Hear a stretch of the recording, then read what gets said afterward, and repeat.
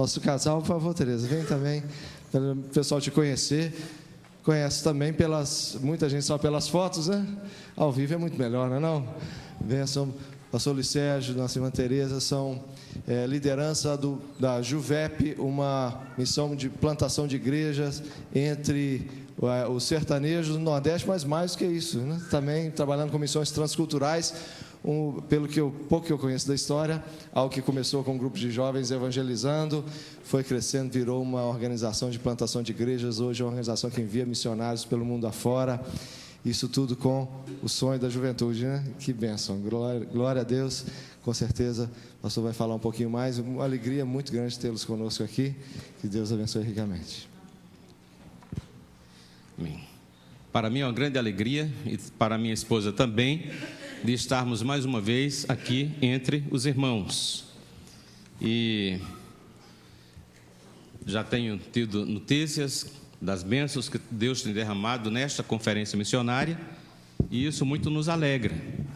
E sempre quando a gente se lembra desta igreja, falando isso, eu lembro-me que Paulo sempre faz menção semelhante nas igrejas, nas cartas que ele escreve.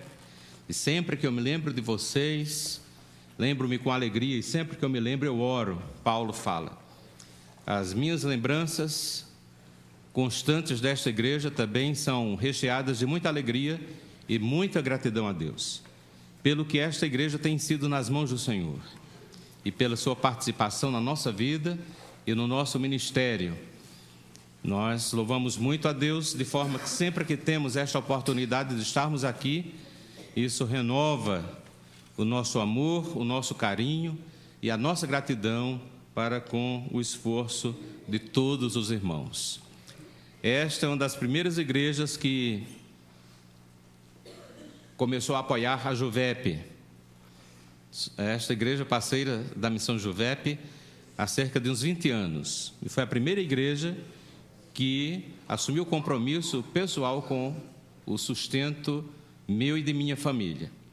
Eu tenho formação em engenharia mecânica e quando terminei o meu curso, trabalhei em uma indústria do Grupo Santista, na nossa cidade, João Pessoa, e depois trabalhei na Caixa Econômica Federal. E foi aí quando Deus me falou, dizendo: já é tempo de deixar as atividades seculares e dedicar-se integralmente à minha obra.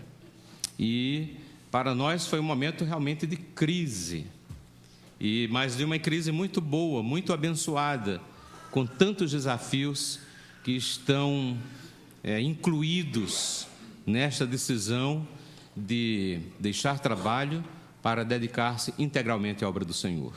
E foi nesse momento que Deus levantou a 8ª igreja para participar do nosso sustento. E através desta atitude, de uma igreja que eu não conhecia ainda de perto, nunca tinha visitado, o pastor Jeremias conhecia somente de longe, então Deus, essa atitude da igreja foi uma atitude assim muito forte para nós. Foi uma das confirmações de que, na verdade, quando Deus chama, se responsabiliza e sustenta, louvado seja o seu santo nome. De forma que, com carinho, faço essa menção histórica daquele momento tão importante quando a 8ª igreja passou a caminhar conosco e tem caminhado até hoje. Queridos, eu gostaria que todos nós abríssemos as Bíblias em Romanos capítulo 15. E evidentemente que fico contente com Alexandre Magno estar conosco, ter sido usado por Deus na pregação ontem para a juventude. Amém. Alexandre, que Deus continue lhe usando lá no sertão da Paraíba. Meus queridos, vamos ficar de pé para lermos a Bíblia. Vamos ler do verso 14 até o verso 24. E nesta manhã, eu quero compartilhar com os irmãos uma palavra bíblica, cujo tema é a suprema meta de missões. Vamos recitar todos juntos? A suprema meta de missões. Romanos 15, a partir do 14. Eu gostaria que fizéssemos uma leitura responsiva. Eu leio os versos pares e a congregação lerá os versos ímpares. E vamos assim até o verso 24. E certo estou, meus queridos, sim, eu mesmo, que a vosso respeito, de que estáis possuídos de bondade, cheios de todo conhecimento, aptos para vos admoestardes uns aos outros.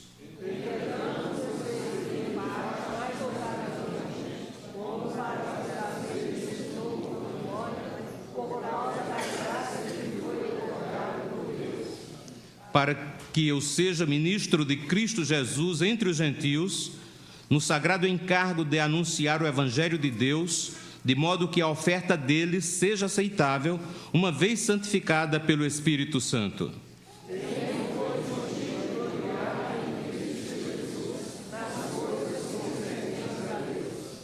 Porque não ousarei discorrer sobre coisa alguma, senão sobre aquelas que Cristo fez por meu intermédio, para conduzir os gentios à obediência por palavra e por obras,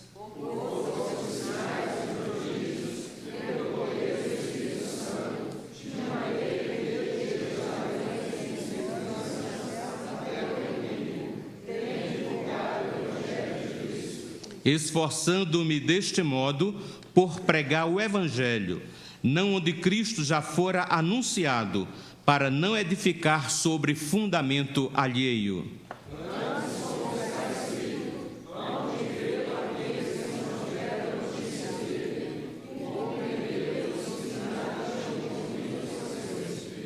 Essa foi a razão porque também muitas vezes me senti impedido de visitar-vos.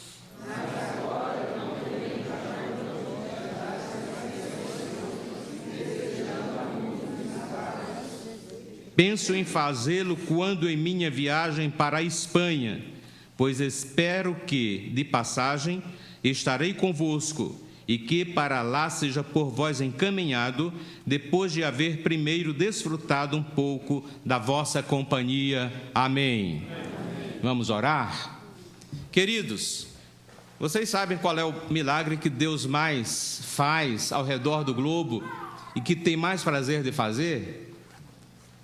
É o milagre de fazer sua voz ser ouvida por corações humanos. E a voz de Deus se faz ouvida através da pregação da palavra, através da leitura da palavra, da meditação da palavra. Deus usa outros meios, mas sempre que Deus fala aos corações dos homens e das mulheres, é através da sua palavra. É para manifestar sua vontade registrada nas Sagradas Escrituras. E nesta manhã, neste momento, Deus tem uma palavra para o seu coração. E você precisa discernir, você precisa ouvir, estar atento. E vamos orar para que Deus nos ajude, para que a sua voz se faça ouvir e para que nós possamos ouvi-la para a nossa edificação, exortação, consolo, encorajamento e para a glória do seu santo nome.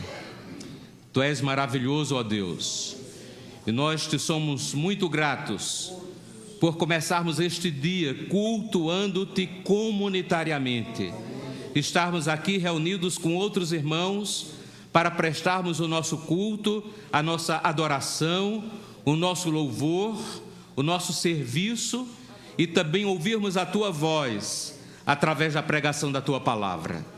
E que este milagre da voz do Deus Todo-Poderoso, Criador dos céus e da terra, se fazer ouvir, que este milagre aconteça agora, neste momento em que a tua palavra será exposta e que os nossos corações possam estar abertos, as nossas mentes receptivas, que nada roube de nós a palavra que Deus tem para os nossos corações, que toda ação maligna, contrária, seja anulada pela ação poderosa do Espírito Santo e que Tu nos ajudes a estarmos com as nossas mentes, com os nossos corações, com toda a nossa atenção voltada exclusivamente para a Tua palavra neste momento e que em tudo Teu nome seja glorificado.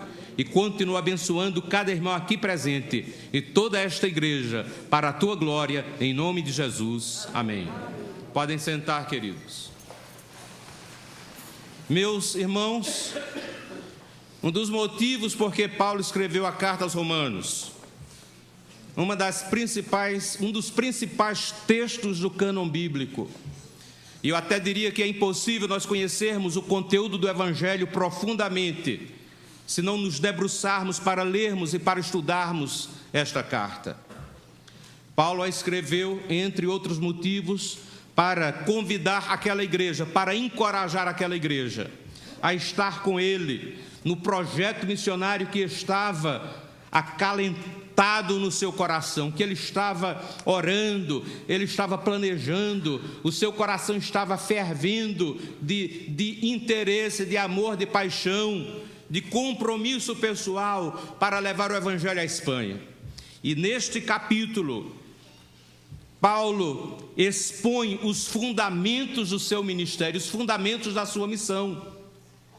É muito significativo esse texto. Por exemplo, no verso 14 que nós lemos, Paulo nos mostra que a obra missionária é uma obra conectada e que foi confiada por Deus à igreja local. Aí, a igrejas saudáveis, como era a igreja de Roma. Roma não era uma igreja perfeita, porém, só pelo testemunho que Paulo dá no verso 14, nos mostra que era uma igreja saudável. O verso 15 nos mostra que o ministério que Paulo recebeu das mãos de Deus é fruto da graça. No verso 16, Paulo nos diz que para ele a pregação do Evangelho é um sagrado encargo. E este texto no original grego remonta à ideia dos sacerdotes que zelavam até mesmo sacrificialmente pelas coisas de Deus. Aqueles sacerdotes tão fiéis que estavam até mesmo prontos a morrer se fosse necessário pela defesa das coisas sagradas e santas. Então, para Paulo, a evangelização, alcançar os gentios é um sagrado encargo, é um encargo, é uma responsabilidade tão santa, tão sagrada, que ele está pronto, à semelhança daqueles sacerdotes, a dedicar-se sacrificialmente. E ao lermos os capítulos 11 e 12 da segunda carta aos Coríntios, nós percebemos que Paulo aqui não está de modo algum fazendo jogo de palavras. Era a sua experiência pessoal. Paulo dedicava-se sacrificialmente à obra missionária, à obra do ministério. No verso 17, Paulo nos mostra que a obra missionária, o seu ministério voltado para levar o Evangelho aos gentios, estava comprometido com a glória de Cristo. No verso 18, ele nos mostra que o grande objetivo de todo o seu esforço é levar os gentios à obediência do Evangelho. No verso 19, Paulo nos mostra que não há outra forma de empreender a missão da igreja senão pelo poder do Espírito Santo. No verso 20, o apóstolo nos mostra a sua prioridade: levar o Evangelho aos que ainda não haviam ouvido acerca de Cristo. No verso 21, Paulo nos mostra que todo o seu empreendimento e esforço na direção da evangelização dos gentios está baseado, lastreado pelo seu conhecimento, pela sua compreensão das Sagradas Escrituras. O seu ministério está lastreado, está baseado nas Sagradas Escrituras. Não foi ele que inventou, não foi um plano que nasceu no seu coração, mas era algo que já estava refletido nas páginas sagradas e agora estava se cumprindo também através da sua vida. Mas, irmãos, nesse texto, nesta manhã, eu quero compartilhar apenas 3 desafios. Primeiro, vermos, na verdade, o que é que nós queremos dizer quando afirmamos quando perguntamos qual é a suprema tarefa de missões.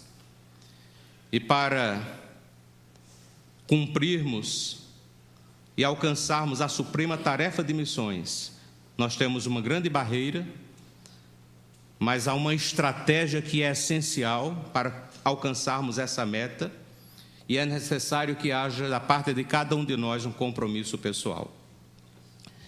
A suprema meta de missões, qual é, meu querido irmão? Alguém poderia citar? Eu gosto de interatividade, então você vai ter que participar comigo. Meu querido irmão, qual é a suprema tarefa da obra missionária? Um jovem? O quê? Pregar o Evangelho. Sem dúvida nenhuma que está contido nisso. Mas eu gostaria de afirmar que a suprema tarefa de missões é exaltar Cristo entre todos os povos da terra. A suprema tarefa da obra missionária é exaltar Cristo entre todos os povos da terra. E o missionário deve ser enviado com este desejo forte e com esta meta bem nítida diante de si. E a igreja, quando envia o missionário, deve estar comprometida em orar por ele e apoiá-lo, para que ele, ao ir para o campo, possa exaltar a Cristo no meio daquele povo. E quando Cristo é exaltado, através da pregação do Evangelho, Deus opera maravilhas, dentre elas a salvação de perdidos pecadores. Conduzir os povos a humildemente se ajoelharem diante da majestade do Filho de Deus e o adorarem com toda a devoção é a grande meta da obra missionária. Esta é a vontade do Pai, e é para isto, meus queridos irmãos, que o Espírito Santo trabalha intensamente. Em exaltando a Cristo, o Pai é honrado e o Espírito Santo também. E esta é a realidade que nos mostra Apocalipse capítulo 7, verso 9. Você pode abrir sua Bíblia para lermos juntos. Apocalipse 7, 9 diz: depois destas coisas, eis que vi grande multidão que ninguém podia enumerar, de todas as nações, tribos, povos e línguas, em pé diante do trono e diante do Cordeiro, vestidos de vestiduras brancas, com palmas nas mãos, e clamavam em grande voz, dizendo: ao nosso Deus que se assenta no trono e ao Cordeiro pertence a salvação. Meu querido irmão, preste atenção no que eu vou falar agora. A história não pode findar sem que Jesus Cristo seja exaltado entre e por todos os povos da terra. Jesus Cristo não será exaltado apenas na eternidade, mas também dentro do tempo e da história. E a maneira disto acontecer é através do esforço do Espírito Santo de levar a igreja para exaltar Cristo através da proclamação do Evangelho a todas as nações e a todos os povos da terra. E aí eu pergunto novamente, qual é, queridos, a grande meta de missões? Qual é? Exaltar Cristo entre todos os povos da terra. Vamos recitar bem bonito? Exaltar Cristo entre todos os povos da terra. É por isso que a 8ª igreja se esforça.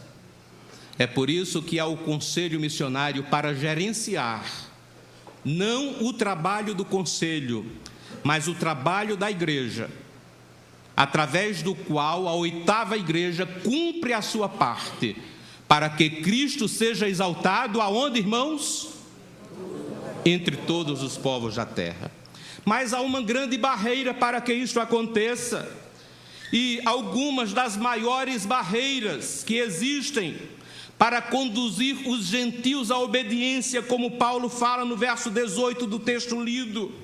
Um dos maiores entraves para a evangelização do mundo, uma das maiores dificuldades para que Cristo seja exaltado entre todos os povos, são as religiões que corrompem a mente e escravizam a fé das pessoas entre todos os povos do mundo, para que elas não creiam em Cristo. Meus irmãos, a maior oposição que Jesus Cristo encontrou nos seus 3 anos e meio de ministério terreno foi a barreira e a oposição do judaísmo legalista, humanizado, gerenciado pelos fariseus e pelos escribas, que não deixaram que o Espírito de Deus lhes iluminasse a mente, para que através das Escrituras eles percebessem que aquele que estava diante deles era o prometido de Israel, o desejado Messias. As religiões e as seitas são todas obras humanas ou malignas, Catolicismo, budismo, islamismo, espiritismo, shintoísmo, a nova era, o secularismo, o ateísmo, que são filosofias semelhantes a processos religiosos. Todas as religiões, no mínimo, são obras humanas insufladas pelo maligno. Toda religião é humana ou maligna, só o Evangelho é de Deus. O diabo tenta fechar as mentes dos incrédulos nas mais diversas culturas, através de um conjunto de crenças, com o objetivo de blindar suas mentes e seus corações, para que não aceitem, para que não assimilem a mensagem do Evangelho. E só o Evangelho tem poder para destruir esta poderosa blindagem espiritual, cultural e demoníaca. Queridos irmãos, toda religião, sem nenhuma exceção, desmerece a Cristo, ofusca a sua glória, diminui a sua pessoa e diminui também a sua obra. Toda religião que faz isso é insuflada pelo maligno. A única religião que exalta a Cristo na dimensão da sua glória é o Evangelho, que não é religião.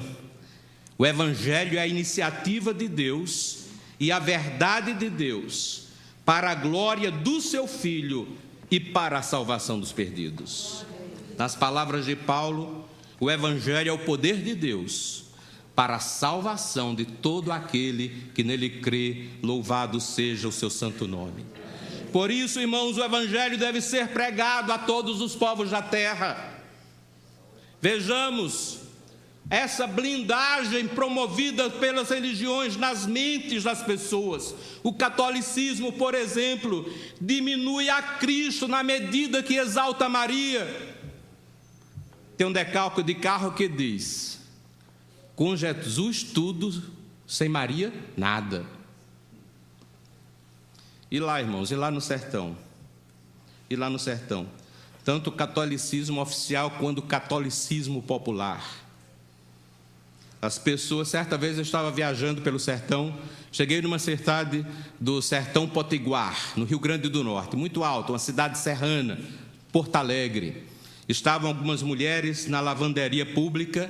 Eu cheguei, não me identifiquei como crente, comecei a conversar com elas. Elas já haviam terminado o seu trabalho e eu perguntei então, era até um ano de eleição, perguntei: olha, quando vocês enfrentam um problema muito sério, muito difícil, e não há quem possa resolver aqui na terra, vocês buscam a ajuda de quem? E elas, em cima da bucha, como nós falamos lá, disseram a Maria, a Nossa Senhora. Nós, então, rezamos a Nossa Senhora e ela resolve os nossos problemas. Mas e se vocês não conhecessem Maria, vocês recorreriam a quem? E elas prontamente responderam: a São Sebastião, o padroeiro da nossa cidade. E eu tornei a perguntar: e se não conhecessem também Sebastião? Aí, irmãos, elas se entreolharam, a pergunta ficou muito difícil, e elas passaram uns 20 a 30 segundos, que pareceram muitos minutos, sem responder. Até que uma das 5 Marias que estavam ali quebrou o silêncio respondendo: nós suplicaríamos a Jesus. E eu fiz um artigo: Jesus em terceiro lugar. Então, queridos, as religiões, elas roubam de Cristo a sua glória. O Espiritismo, por exemplo, o ensino do Livro dos Espíritos de Allan Kardec é que Jesus é simplesmente um espírito mais evoluído do que os outros e que ainda pode estar passivo de aperfeiçoamento.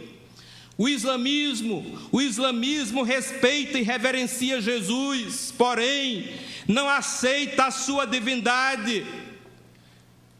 Para os islâmicos, para os muçulmanos, Maomé é um profeta maior do que Jesus.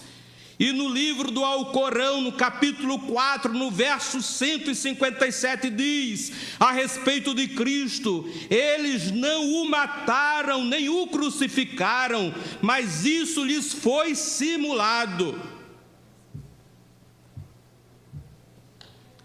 No budismo, para o budista Gautama, o Buda é maior do que Jesus Cristo. E no dos seus escritos eles afirmam que a história do mundo não deveria ser antes e depois de Cristo, mas deveria ser antes e depois de Buda, porque Buda foi maior do que Jesus. O hinduísmo, algumas linhas do hinduísmo dizem que Jesus é um avatar, uma encarnação de algum Deus na terra. Meus queridos irmãos, os hindus, tem algumas linhas hindus, como nós sabemos, que adoram a animais, adoram vacas. Por exemplo, se for numa autopista, alta velocidade, estiver uma mulher de um lado da pista e uma vaca do outro, os irmãos imaginam que aquele motorista, não tendo como fazer, terá que passar, atropelar uma ou outra. A quem ele vai escolher? A mulher. Porque a vaca é um animal sagrado e a mulher não tem muito valor na cultura do hinduísmo. No judaísmo, a maioria dos judeus vê em Jesus como um transgressor da lei, um revolucionário, alguém que na verdade não falava a verdade porque não era aquilo que imaginava ou que dizia ser. No movimento Nova Era, o Senhor Jesus é um Cristo, mas virá um Cristo mais poderoso do que ele, que poderá surgir agora na era de Aquário, cujo nome é Maitreya. Para os testemunhas de Jeová, Jesus foi o ser mais luminoso criado por Deus. Jesus não é Deus. Para o mormonismo também, Jesus não é o Filho de Deus como ele afirma ser. Meus queridos irmãos, todas as religiões diminuem a pessoa e a obra de Cristo. E olhem bem, a maior dificuldade para um judeu crer em Cristo não é outra coisa senão o judaísmo. Para um muçulmano, a maior dificuldade para ele crer em Cristo não é outra coisa senão o islamismo. Para o espírita, a maior dificuldade para ele crer em Cristo é o espiritismo. E para o católico, a maior dificuldade para ele entregar sua vida a Cristo é a doutrina do catolicismo romano. Queridos, só há uma maneira de libertar os povos das mentiras das religiões que os aprisionam, obscurecem as suas mentes, endurecem os seus corações para com as verdades de Deus. E a única forma de libertar os povos destas mentiras, destas blindagens espirituais, culturais e demoníacas, é através da pregação da palavra, é através do esforço missionário da igreja, através de, pelo poder do Espírito Santo, levar a todas as nações a mensagem do amor e da salvação de Deus através do seu Filho Jesus. Queridos, as nações vivem debaixo destes arcabouços, desses credos, desses arcabouços religiosos, destes processos religiosos que os aprisionam, e somente a pregação do Evangelho no poder do Espírito Santo pode libertá-los disso. Mas, queridos, se há uma grande barreira a ser transposta, com sabedoria, com graça e no poder do Espírito Santo, através da pregação do Evangelho, há também uma estratégia que é essencial para levarmos o Evangelho a todos os povos, para exaltarmos a Cristo entre todas as nações. É da vontade do Pai que o Filho seja exaltado entre todos os povos da terra. Paulo entendeu isso, por isso ele estabeleceu uma prioridade no seu ministério. Eu gostaria que você lesse comigo o verso 20. No verso 20, Paulo deixa muito claro qual é a sua prioridade. E aí eu pergunto a vocês, relendo este verso, qual é a sua conclusão a respeito da prioridade que Paulo coloca no exercício do seu ministério de levar o Evangelho aos gentios? Qual é a prioridade, queridos? Muito bem, querido irmão. A prioridade é levar o Evangelho aonde Cristo ainda não foi anunciado. O nosso tema. Vamos recitar o nosso tema? Queridos, se era uma prioridade para Paulo há 21 séculos atrás, apesar de termos 2000 anos de história da igreja, infelizmente, ainda precisamos ter esta prioridade. E por que é que eu digo infelizmente? Porque, para vergonha nossa, 1/3 da população mundial vive em lugares aonde o Evangelho continua indisponível. Para nossa tristeza e vergonha, tem lugares aonde a Coca-Cola chegou e o conhecimento de Cristo ainda está ausente. Nós precisamos continuar evangelizando a nossa cidade. Nós precisamos continuar evangelizando aqueles que já ouviram e rejeitaram 99 vezes a mensagem do Evangelho. Precisamos pregar a eles, sem detença, a 100ª vez. Mas precisamos nos esforçarmos para que este Evangelho chegue naqueles lugares onde Cristo ainda não foi anunciado. Meus irmãos, para lembrá-los as estatísticas, 1/3 da população mundial, ou seja, mais de 2 bilhões de pessoas, moram em regiões onde o Evangelho de Cristo não está sendo pregado, aonde não existem igrejas, aonde não existem crentes, ou existem um punhado de crentes entre milhões e milhões de pessoas naquela população. Nós temos o desafio dos não alcançados dentro do Brasil também. Se fora do Brasil nós temos mais de 2.000 povos não alcançados. 1/3 da população do mundo hoje mora em lugares que, se surgir no coração de alguém o desejo de conhecer ao Deus, Criador dos céus e da terra, essa pessoa não terá oportunidade de conhecer a Deus. Se nesses lugares surgir no coração de algum pecador o desejo de resolver o problema do seu pecado, ele não terá como resolver este problema. Nesses lugares, se surgir no coração de alguém o desejo de ter uma morada eterna ao lado de Deus, ele não terá condições de optar por isto, porque aonde ele mora não há evangelho, não há pregação da palavra de Deus, não há missionário, não há igreja. E aí eu pergunto, você acredita que seja assim? Se você acredita na Bíblia, se você acredita em algumas verdades básicas da fé cristã, e uma verdade básica da fé cristã, sabe qual é, meu querido irmão? É que Deus não tem plano B para proporcionar ao pecador perdido o perdão dos seus pecados, o livramento da condenação eterna e a garantia de um lugar no céu. Não há plano B. Qual é o plano de Deus para a solução dessas questões básicas e eternas da criatura humana? Qual é a solução de Deus, meus queridos? Qual é? Jesus. É Jesus. Não há salvação que não seja em Cristo.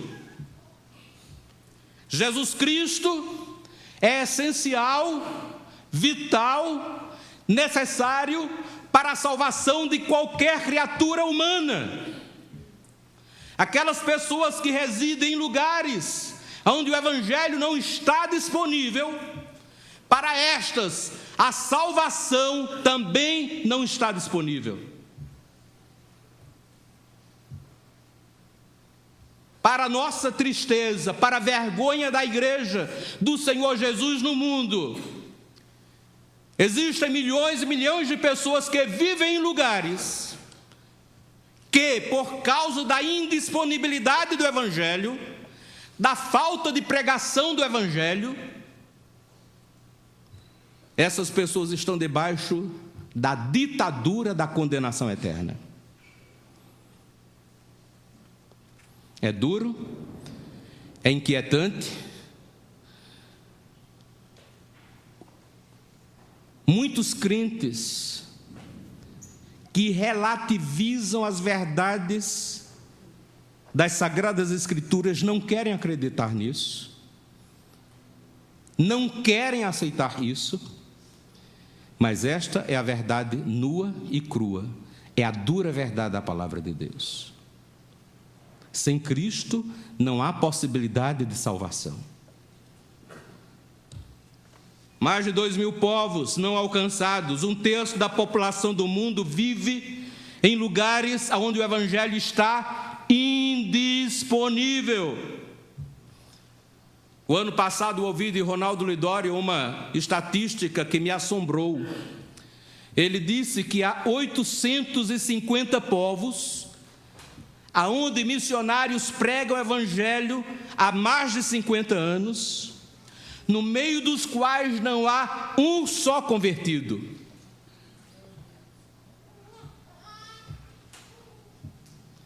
Há muitos lugares onde as pessoas estão com as suas mentes profundamente blindadas pelo credo, pela religião da sua cultura, de tal maneira que ficam tão endurecidos que por 50 anos houve o Evangelho, por 50 anos resiste ao Evangelho, e por 50 anos no meio destes povos não há conversão. Mas aquele missionário persevera, porque ele sabe que ele está ali, porque o seu compromisso é com a glória de Deus. O seu compromisso é exaltar Cristo. Na medida que ele prega o Evangelho, e o que é que significa, meu querido irmão, pregar o Evangelho? Pregar o Evangelho não é dar uma mensagem de autoajuda, não é dizer somente a sua vida vai melhorar. Pregar o Evangelho é expor de forma clara e bíblica quem é Jesus e o que ele fez na cruz do Calvário pelo pecador perdido. Falar do seu nascimento, da sua vida, da sua morte, da sua ressurreição. Esta é a maior necessidade de todos os povos. E quais são as oportunidades de missões transculturais dentro do Brasil? Os indígenas, vem logo à nossa mente. Ainda são 100 tribos indígenas que estão à espera do primeiro missionário que chegue para eles para pregar a respeito de Cristo. E eu fico imaginando, queridos, 100 tribos indígenas, como se fossem 100 ilhas dentro do Brasil, rodeadas de um mar de mais de 40 milhões de crentes. 100 ilhas rodeadas de um mar de 40 milhões de crentes, intocadas, porque nenhum dos 40 milhões de crentes se dispôs para levar o Evangelho a elas. E aí eu me pergunto, que tipo de cristianismo é esse que a igreja brasileira está vivendo? Mais de 200.000 igrejas, e ainda nenhuma pôde adotar essas tribos para enviar para elas missionários que pregam o Evangelho, que ponham um ponto final no tempo da ignorância, que dê cabo a esta situação de ditadura espiritual, que possa abrir o céu para estes povos, porque enquanto que a mensagem do Evangelho não chega, as portas do céu estão fechadas para estes povos. Mas há um outro povo também, aqui dentro do Brasil, que são os ciganos. E eu tenho descoberto que a igreja brasileira não ora nem por cigano nem por quilombola. Aonde eu vou e aonde eu chego, eu pergunto: quantas pessoas aqui, quantas igrejas aqui representadas oram pelos ciganos e oram pelos quilombolas? E raramente um braço levanta. Às vezes um braço levanta assim, até timidamente. A igreja brasileira não ora. E eu louvo a Deus porque esta igreja tem adotado, dentro do seu plano estratégico de missões, os povos minoritários do Brasil. E eu quero encorajar, meu querido irmão, ore pelos ciganos, ore pelos quilombolas, ore pelos indígenas. A primeira igreja cigana da Paraíba nasceu a partir de um esforço da Missão Juvep em parceria com a denominação de Alexandre. Pastor Cesário, junto com um grupo do Radical Sertão, começou a evangelizar o maior grupo sedentário de ciganos do Brasil, que reside na região de Souza, lá no sertão da Paraíba. Durante mais de 30 anos, nenhum cigano se converteu em Souza. Sabe por quê? Porque durante mais de 30 anos, nenhuma igreja da redondeza chegou para pregar o evangelho àqueles ciganos. E assim que essa iniciativa foi tomada, assim que o evangelho começou a ser pregado, aconteceu aquilo que inevitavelmente acontece quando o evangelho é pregado. E o que é que inevitavelmente acontece quando o evangelho é pregado, meu querido? Almas são salvas. Em alguns lugares pode demorar até 50 anos. Mas um dia a porta do céu vai se abrir para aqueles povos. E a graça de Deus alcançou aqueles ciganos. Dentro do Brasil nós temos indígenas, ciganos e os imigrantes, as colônias de imigrantes. São grandes os desafios que nós temos diante de nós como igreja. E meus queridos irmãos, para caminharmos para o final da pregação da palavra de Deus neste culto, nós falamos que há uma grande barreira para que a suprema meta de missões seja cumprida entre os povos. Qual é a suprema meta de missões, queridos? Que Cristo seja exaltado entre todos os povos da terra. Vamos recitar mais uma vez, eu quero que você grave isso na sua mente. A suprema tarefa de missões é que Cristo seja exaltado entre todos os povos da terra. Nós temos uma grande barreira. Qual é a grande barreira sobre a qual falamos? As religiões. Por que elas são uma grande barreira? Porque elas atingem o cerne do evangelho. Porque elas tentam macular o cerne do evangelho. Grave isso. Toda religião diminui, suprime a glória da pessoa e da obra de Cristo. Por isso, ecumenismo nunca pode estar na agenda da igreja. Há uma estratégia que é essencial.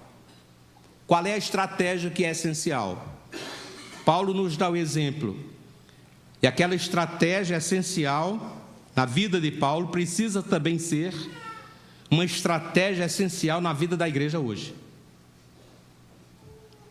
Colocar como prioridade o que, irmãos? Levar o evangelho aonde Cristo não foi anunciado.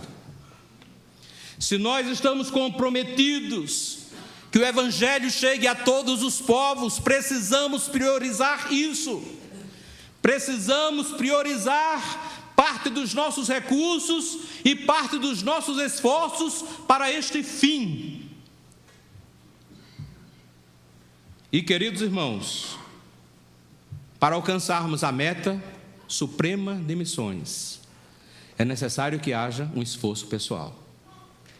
E qual é o esforço pessoal que Paulo compartilha no texto que lemos? Está no verso 20. Quem descobre? Qual é o compromisso pessoal de Paulo no cumprimento da sua missão de levar o evangelho aos gentios? Qual é, querido?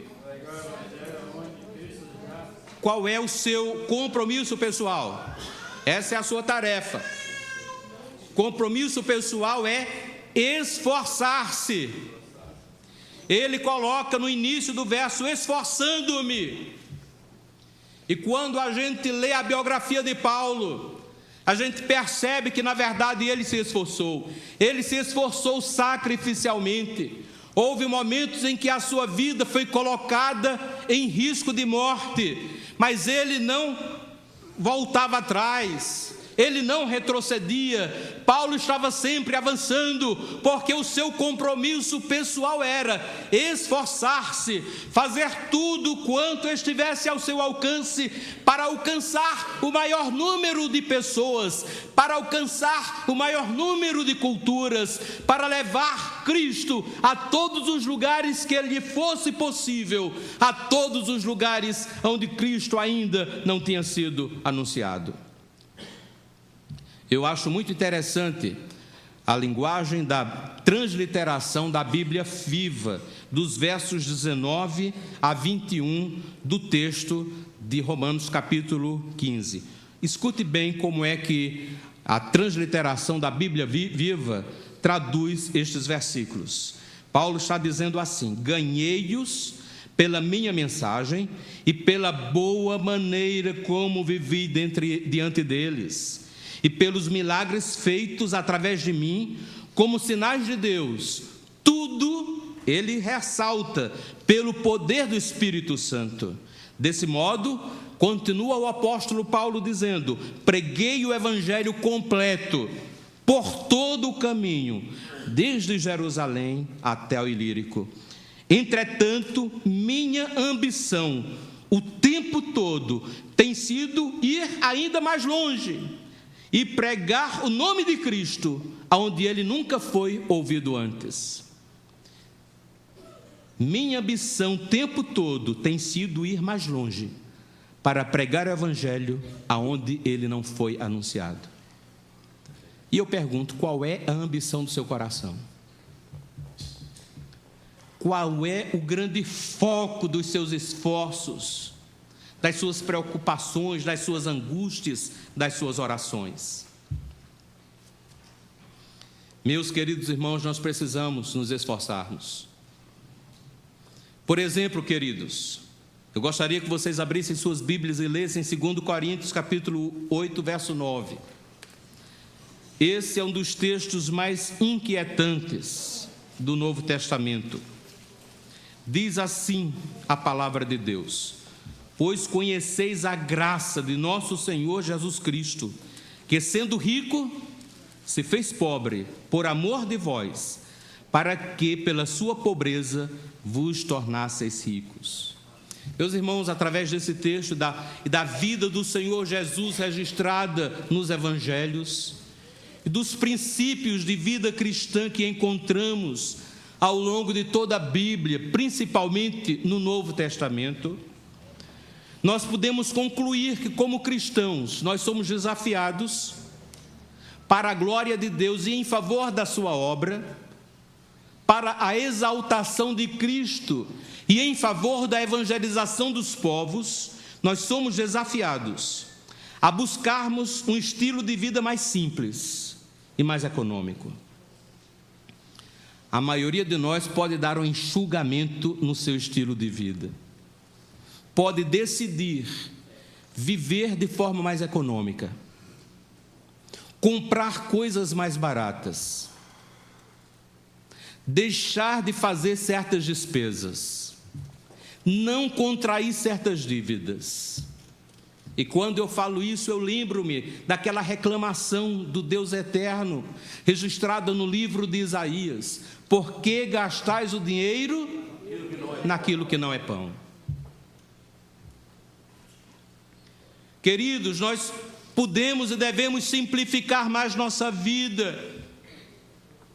Nós precisamos ter um estilo de vida mais econômico. Para quê? Aí eu pergunto, para quê?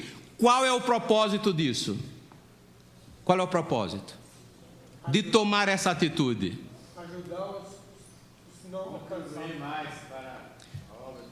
Termos mais recursos que sejam disponibilizados para a evangelização do mundo. Eu estava pregando na primeira igreja batista de Campo Grande e conversando com um irmão de lá.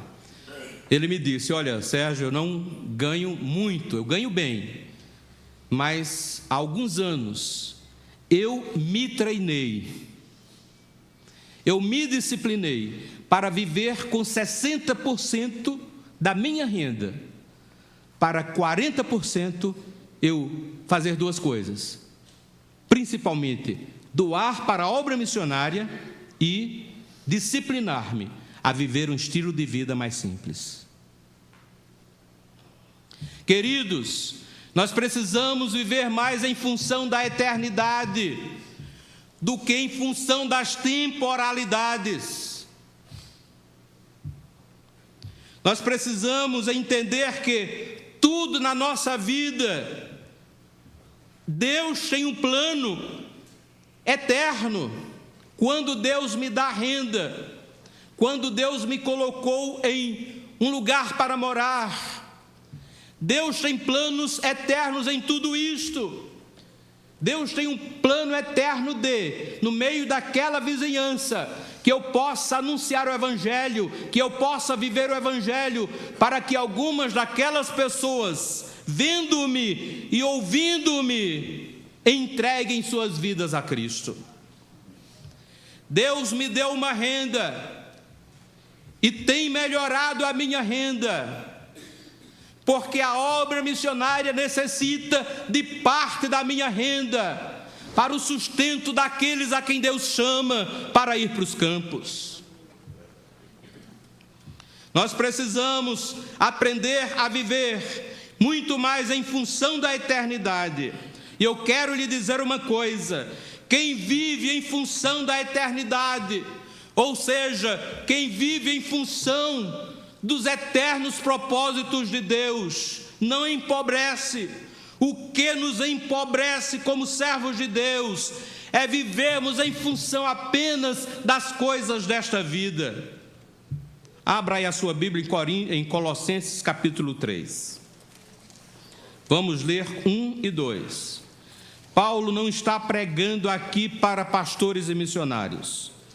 Paulo está falando aqui para crentes. E aos crentes Paulo está dizendo, Colossenses capítulo 3, versos 1 e 2: portanto, se fostes ressuscitados juntamente com Cristo, buscai as coisas lá do alto, onde Cristo vive assentado à direita de Deus. Pensai.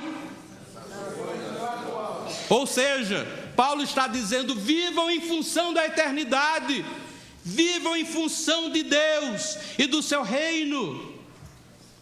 Paulo está refletindo aquela palavra de Jesus, que faz parte do Sermão do Monte: buscai em primeiro lugar o seu reino e a sua justiça, e as demais coisas vos serão acrescentadas.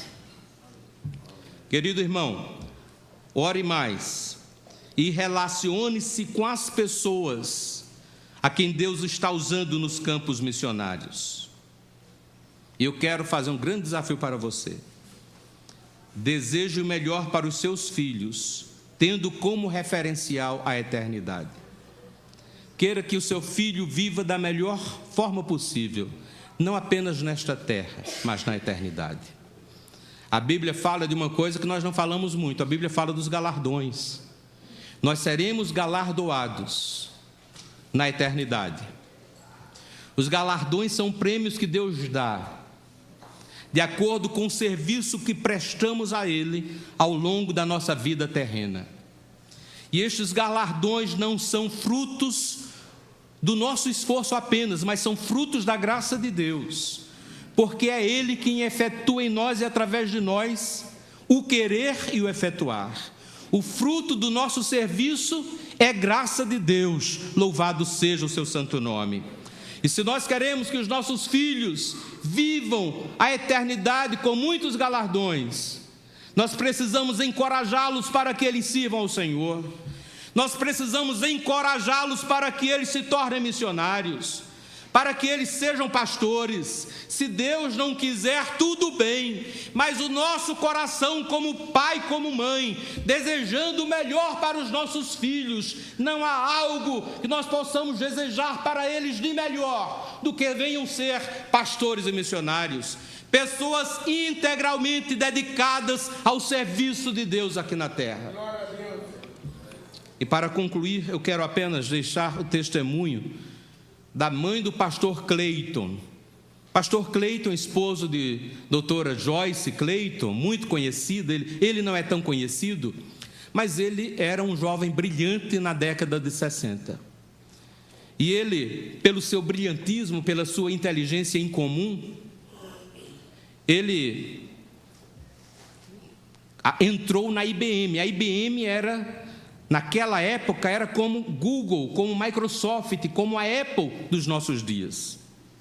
Era a empresa da alta tecnologia, era top no mundo, multinacional, a tecnologia de ponta que assustava, né? O mundo empresarial era a IBM. E ele era aquele jovem brilhante, muito novo, começando uma carreira brilhante na IBM, já ganhando muito bem.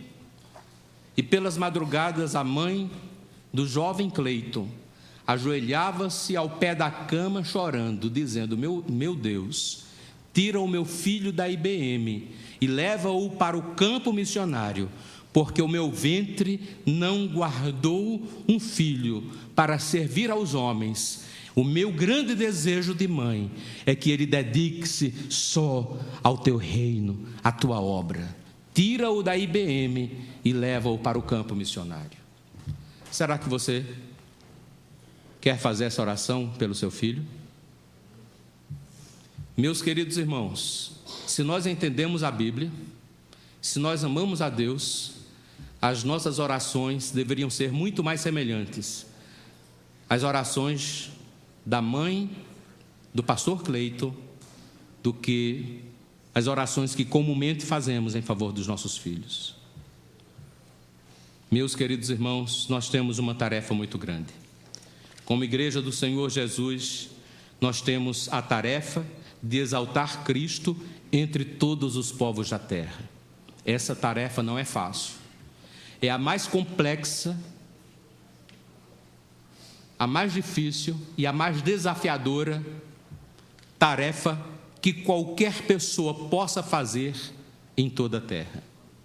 Não há empreendimento maior, mais complexo, mais difícil, mais desafiador e ao mesmo tempo mais glorioso do que o empreendimento missionário. Exaltar Cristo entre todos os povos da terra. Mas nós temos uma grande barreira. Nós precisamos firmar bem a estratégia. Precisa ser prioridade, não apenas para a igreja enquanto organização, mas precisa ser prioridade para mim como crente individualmente falando.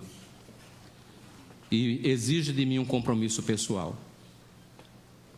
Para que Cristo seja exaltado entre todas as nações, entre todos os povos da terra, meus queridos irmãos, nós precisamos, como Paulo, fazermos o nosso esforço pessoal.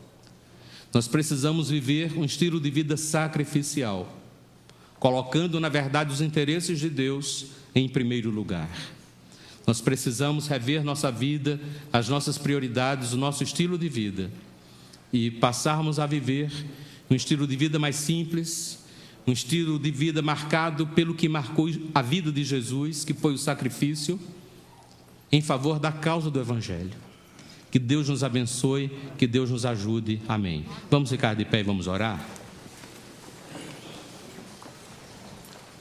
Tu és maravilhoso, Senhor, e nós te agradecemos, porque todos os redimidos foram arregimentados, para que cada um faça a sua parte, para que Cristo seja exaltado entre todos os povos da terra. Te louvamos porque esta igreja já tem cumprido o seu papel, mas esta igreja pode fazer ainda mais do que tem feito, porque cada um que é membro e congregado desta igreja pode fazer também mais do que tem feito em favor da evangelização do mundo. Ajuda-nos, Deus, a não perdermos de vista que nós estamos aqui na terra para glorificarmos a Deus e para exaltarmos a Cristo entre todos os povos. Ajuda-nos a estabelecermos na nossa vida pessoal a prioridade, de tal maneira que possamos orar e contribuir intencionalmente em favor da evangelização dos povos não alcançados. E que o poder do Espírito Santo haja nas nossas vidas, para que cada um de nós faça o seu esforço pessoal, a sua parte sacrificial, em favor da evangelização destes que nunca ouviram a respeito de Cristo. Ajuda-nos, abençoa-nos e usa-nos para o louvor da Tua glória. É a nossa oração, no nome santo do Senhor Jesus. Amém. Podem sentar. E eu quero apenas recomendar a leitura deste livro, queridos. Esse é um dos livros mais importantes sobre missões lançados no Brasil nos últimos anos. Então, você precisa ler esse livro. O preço dele de tabela é R$ 45,00. Eu só trouxe 12 exemplares. Estamos vendendo a 30. E este é um livro de Sproul, um dos melhores escritores da atualidade. Escreve magistralmente bem. O tema desse livreto é Quem é Jesus? Que é o grande problema de todo aquele que está envolvido em qualquer religião. Como eu falei, as religiões maculam e diminuem a pessoa e a obra de Jesus Cristo. Para você ler, para você conhecer mais a Jesus e para você doar ou emprestar a quem ainda não o conhece. Apenas R$12. Está aí fora para a venda. Que Deus abençoe a todos. Amém.